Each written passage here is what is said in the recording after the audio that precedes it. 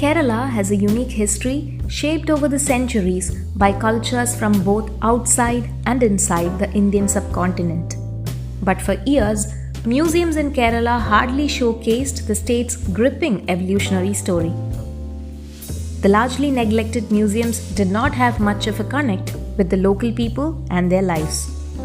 But since 2011, things have been changing for the better. This was largely driven by the efforts of Dr. Venu, the current Chief Secretary of Kerala, who was then the Tourism and Cultural Secretary. We never knew the value of the things that we had and the things that we collected, or the earlier rulers collected, was a mix of extremely kitschy, useless items and extremely priceless ones. The Napier Museum is a great example of that. Even today, if you go to the Napier Museum, you will find, knickknacks collected by the Raja who visited Japan or who visited Europe. At the same time, you have some bronzes there, dating the Chola bronzes, which are astounding. Which outside Tamil Nadu and outside the major collections, our bronzes would be perhaps, some of the most exquisite. But do we know that? No, because we see this one after the other. So curation was the biggest absentee in this whole thing. But overall, there is a system of neglect. Globally, museums are being decolonized, where colonial artefacts are slowly being replaced with indigenous ones. Similarly, efforts are being made to change the way museums are conceived and presented in Kerala. The aim is to show life both from the past and the present with a deep local connect. For instance, we could have a museum on how migration helped shape Kerala as we know it today. We didn't have any problem from the 50s traveling across the country, finding employment somewhere, traveling outside the country at the first opportunity, settling down there. So this is migration for us. Now, which is the one space in Kerala that can talk about this fascinating journey to a viewer, to a visitor?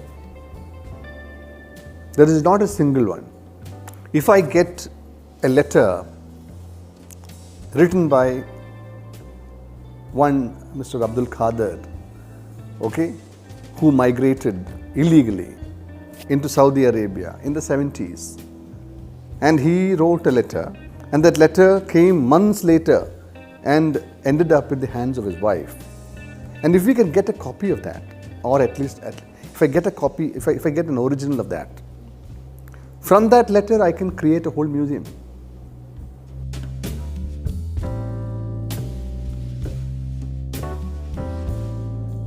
The Interactive Museum of Cultural History of Kerala was set up in 2011.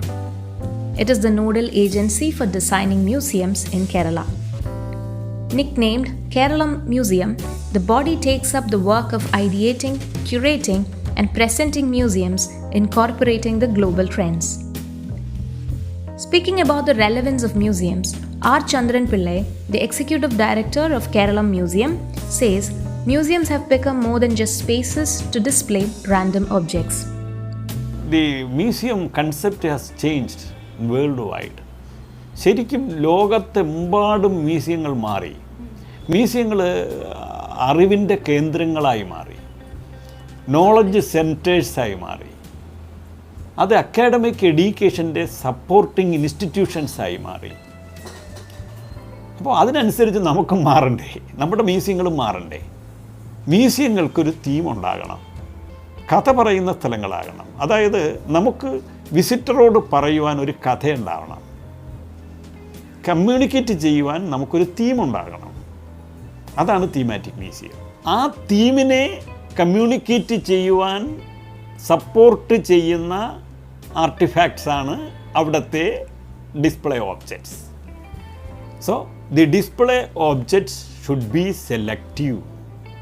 This change in outlook began with the opening of the Museum of History and Heritage, housed inside a heritage building located within the Kerala Tourism Directorate compound at Park View in Thiruvananthapuram. Since then, Kerala Museum has worked on 16 museums across the state and is in the process of opening another 24. The latest ones are the Handloom Museum in Kannur and the Palm Leaf Manuscripts Museum in Thiruvananthapuram. Kerala Museum has a panel of consultants from different sectors for ideation, creation, building and maintenance associated with museums.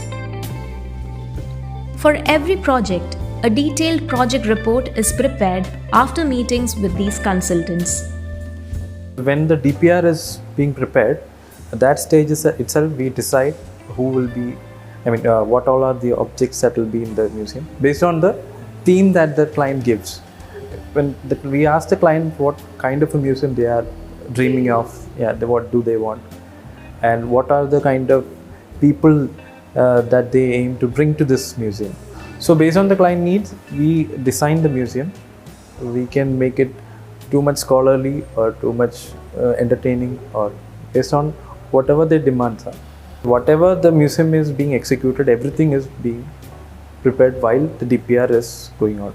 The object selection, the facilities for the visitors, be it coffee shops, souvenir shops, everything will be in the DPR. DPR will be technically, it's like a script for a movie.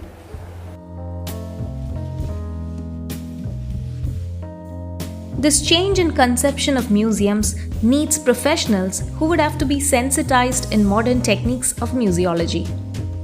Therefore, Kerala Museum also provides a 21-day training to prepare batches of students and enthusiasts as guides and resource persons for its different projects. Students of history, archaeology, literature, etc. are given preference. However, for museums to be designed and maintained properly, expertise from various allied fields is also needed. The museum section വരുന്ന സമയത്ത് അത് മാത്രമല്ല വരുന്നത്. ഇപ്പം excavation ചെയ്താലേ പഴയ നമ്മുടെ stone tools അങ്ങനെയുള്ളത് കിട്ടത്തുള്ളൂ, ഡിസ്പ്ലേ ചെയ്യാൻ വേണ്ടി പറ്റത്തുള്ളൂ. ഇപ്പോൾ അത് കണ്ടുപിടിക്കാനുള്ള ടെക്നിക്സുകൾ, ലിഡാർ പോലുള്ള ടെക്നിക്സ് യൂസ് ചെയ്താലേ പുതിയ സൈറ്റുകൾ ഫൈൻഡ് ചെയ്യാനും എല്ലാം പറ്റത്തുള്ളൂ. അതുപോലെ ഇപ്പോൾ ഇതിലെ തുരങ്കപ്പാതയൊക്കെ കണ്ടുപിടിക്കണമെങ്കിൽ ലിഡാർ പോലുള്ള പുതിയ ടെക്നിക്സ് യൂസ് ചെയ്യണം. അതേപോലെ ആർക്കിയോളജിസ്റ്റുകളുടെ ആവശ്യമുണ്ട്. അതേപോലെ ഇപ്പം സ്പെഷ്യലൈസേഷൻ, അത് കൺസർവ് ചെയ്യാൻ വേണ്ടി കൺസർവേറ്റേഴ്സ്, അതായത് കെമിസ്ട്രികളുടെ ആവശ്യമുണ്ട്.